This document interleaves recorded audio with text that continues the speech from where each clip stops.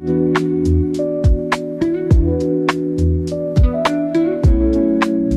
Everyone, कैसे हो आप सभी। आज के वीडियो में हम लोग बात करने वाले हैं AA CCC ऑफिशियल की तरफ से सेकेंड राउंड रिपोर्टिंग को लेकर के बहुत ही डिटेल अच्छे से इंफॉर्मेशन दी गई है और इसमें बहुत सारे चेंजेस की गई है टर्म एंड कंडीशन में। आपकी एक छोटी गलती आपको उस काउंसलिंग प्रोसेस से बाहर करा देगी और पूरा एक साल आपका बर्बाद हो जाएगा दोस्तों। तो सब कुछ अच्छे से समझिएगा, मैं आपको बहुत डिटेल से अच्छे से पूरा चीजों को समझाऊंगा। तो चलिए दोस्तों, वीडियो को शुरू करते हैं। ये नोटिस जो है कल रिलीज की गई है 26/9/2024 को। जिन बच्चों को एडमिशन प्रोसेस के लिए आगे जाना है उनको प्रोविजनल अलॉटमेंट लेटर डाउनलोड करना होगा। डेट यहाँ पर दी गई है 27/9/2024 से 3/10 तक करा सकते हो। यहाँ पर रूल फॉर राउंड 2 के लिए यहाँ पर जो रूल नंबर दिया गया, पहला, कैंडिडेट अगर ज्वाइन करना चाहते हैं अलॉटेड इंस्टीट्यूट में तो उनको क्या करना होगा, रिपोर्टिंग शेड्यूल के अकॉर्डिंग ज्वाइन करना होगा। कैंडिडेट अगर ज्वाइन करना चाहते हैं राउंड 2 में अलॉटेड इंस्टीट्यूट में और अपग्रेड कराना चाहते हैं तो जो कॉलेज में आपका अलॉटमेंट हुई है ना दोस्तों, वहां पर जा करके आपको जो है रिपोर्ट करना होगा और रिपोर्ट करने के बाद वहां पर बिलिंगनेस लेना होगा, ऑनलाइन जनरेटेड जो बिलिंगनेस लेना होगा अपग्रेडेशन के लिए। ठीक है, कैंडिडेट दो सीट हैव बीन अपग्रेड हुआ है जिनका राउंड 1 से राउंड 2 में, उनको क्या करना होगा, अपग्रेडेड सीट में ज्वाइन करने के लिए सबसे पहले क्या करना होगा, ऑनलाइन जनरेटेड रिलीविंग लेटर लेना होगा।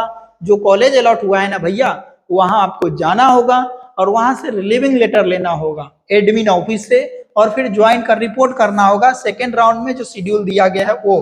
कैंडिडेट जो है ज्वाइन नहीं करना चाहते हैं अगर सेकेंड राउंड सीट तक, तो 5 PM 3/10/2024 तक अगर उस ज्वाइन नहीं करते हैं तो उनकी जो काउंसलिंग फीस जो है वो फॉरफिटेड हो जाएगी। समझ गए।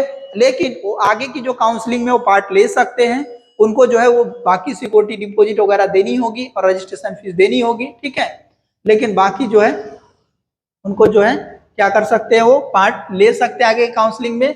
लेकिन फर्दर रेफरेंस के लिए जो अगर आप सेकंड राउंड की काउंसलिंग में अपग्रेडेड सीट पर एडमिशन नहीं लेते हो, फिर भी जो फर्स्ट राउंड की जो कॉलेज है वहां से आपको रिलीविंग लेटर लेना ही होगा और डॉक्यूमेंट वगैरह सारा वापस लेना होगा। आई थिंक 1000 रुपए से लेकर के 1500 रुपए तक कॉलेज वाले जो है अलग अलग स्टेट के रूल के अकॉर्डिंग वो आपकी फीस में से काट लेंगे। ठीक है, उसके बाद rules for round 2 joint candidate. Round 2 में ज्वाइंट कैंडिडेट के लिए रूल्स क्या है, राउंड 2 में जो ज्वाइंट कैंडिडेट है या अपग्रेडेड कैंडिडेट के लिए रूल्स क्या है। कैंडिडेट को अगर एग्जिट करना हो सीट को राउंड 2 में, एडमिटेड कैंडिडेट को अगर मन है कि हमको सीट छोड़ना है, हमने ज्वाइन कर लिया उसके बाद भी छोड़ना है, तो 5/10/2024 तक आप छोड़ सकते हो।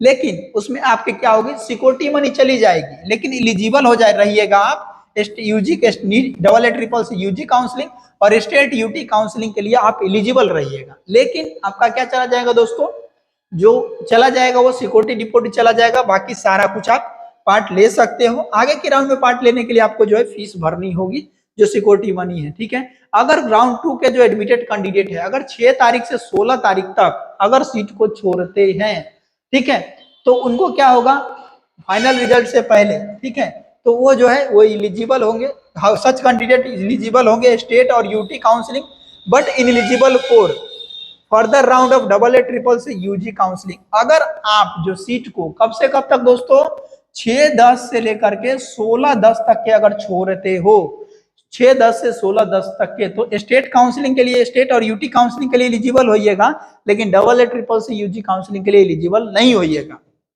वही चीज अगर 5 तारीख से पहले छोड़ते हैं तो दोनों काउंसलिंग के लिए आप एलिजिबल होंगे। कैंडिडेट अगर एग्जिट लेता है कब से, 17/10/2024 से, ठीक है, date of announcement third round का रिजल्ट से, तो इनएलिजिबल हो जाएंगे किसके लिए, AA CCC यूजी काउंसलिंग और स्टेट और यूटी सारे काउंसलिंग से बाहर हो जाएंगे अगर 17/10/2024 के बाद सीट को छोड़ते हैं। और सिक्योरिटी मनी तो भैया चली ही जाएगी अगर आप सीट छोड़ते हो सेकेंड राउंड में अलॉटेड सीट को या अपग्रेडेड सीट को। ठीक है, अब देखिए राउंड 1 एडमिटेड कैंडिडेट के लिए भी सेम कंडीशन है, जो रूल एंड रेगुलेशन अप्लीकेबल है सेम कंडीशन है। ठीक है, candidate of round 1 joint seat have not been upgraded अगर राउंड 2 के लिए और रिटेन करना चाहते हैं तो आपको कुछ भी नहीं करना है। अगर रिटेन करना है तो, अगर अपग्रेड कराना है तो फ्रेश चॉइस फिलिंग आप कर सकते हो थर्ड राउंड के लिए।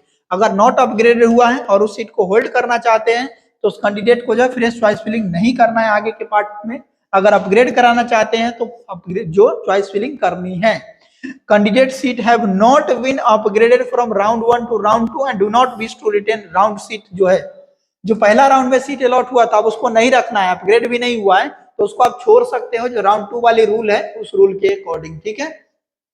ज्वाइंट सीट, ठीक है, joint seat after publication of round 2 result, in that case क्या करना है, फाइनल रिजल्ट जो है जैसे यहाँ पर बताया गया है कि कैंडिडेट जो है एग्जिट कर सकता है राउंड 2 एडमिटेड सीट को, अगर 5-10 तक करते हैं तो सिर्फ आपकी सिक्योरिटी मनी जाएगी, लेकिन डबल ट्रिपल सी और जो स्टेट यूटी काउंसलिंग है उसमें पार्ट ले सकते हैं। लेकिन यहाँ पर एक और कंडीशन दिया गया है कि 6-10 से लेकर के अगर 16-10 तक के आप सीट को छोड़ते हैं तो आप स्टेट काउंसलिंग तो में पार्ट ले सकते हैं, लेकिन ऑल इंडिया कोटा काउंसलिंग से बाहर हो जाएंगे।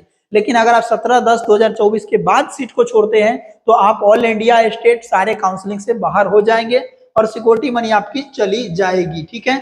बाकी इन्फॉर्मेशन के लिए सारा दिया गया है, और एडमिशन जो भी होगी वो जो भी प्रोसेस आपको करनी है ऑनलाइन मोड में करनी है, कॉलेज में फिजिकल रिपोर्ट करके करनी है।